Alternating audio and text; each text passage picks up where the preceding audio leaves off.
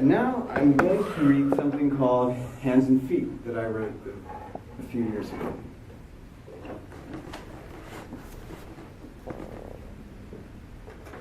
She recoils now from the roughness of his hands when they touch. She can't remember the last night when he evaded liquor's clutch. Most nights he'd fall unconscious, leaving her to hide behind her dreams. But all too often he would find her and she'd fight to stifle screams. When times were good, there were few, she'd catch a shadow of the man who used to bring her long-stemmed roses and when they walked to take her hand. Those days were long ago and back when jobs were easier to find. The old fence around her house these days, white picket only in her mind. She tells herself, all I've got are my own hands and feet to carry me away. His sticks and stones won't break my bones. It's time to leave this place today. Before he throws another punch at me, I'm going to see him pay. As the dawn begins to turn into another summer morning, she retrieves the bag she packed, hid when his darkness first gave warning. She'd always hoped she'd have the strength to do this when she had tried. But each attempt before had withered when by the door she'd sat and cried. As she gazed into the mirror, she clearly saw abuse's toll. And buried deep, she drew the last reserves of strength left in her soul. Before the fear and doubt reclaimed her and her nerve began to wane, she recalled those words she'd used so many times to ease her pain.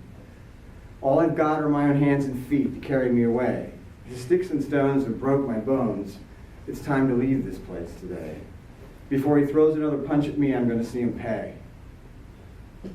This time she closed the door behind her, never glancing back again, for fear the act would trick her back to who was once her loved friend.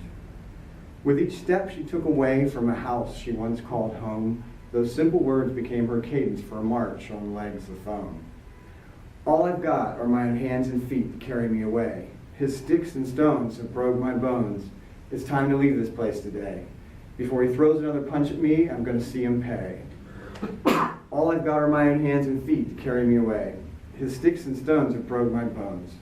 It's time to leave this place today. Before he throws another punch, I pray I'm going to see him pay.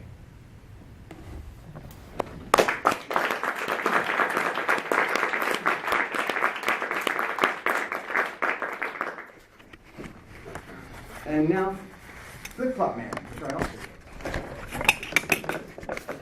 did. I know you've seen him in the shower at the gym, snapping his way over cold, wet tiles, hoping to keep those nasty spores on the floor from making contact with the skin.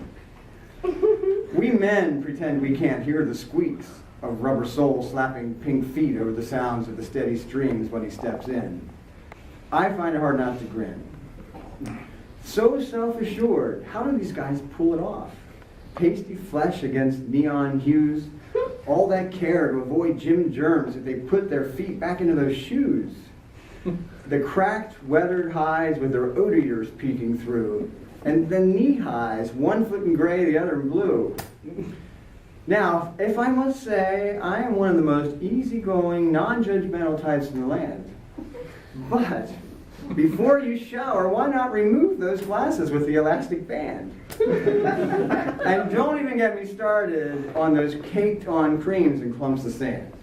Oh, sure, call me Neanderthal, but admit it, you know him, the Flip-Flop Man.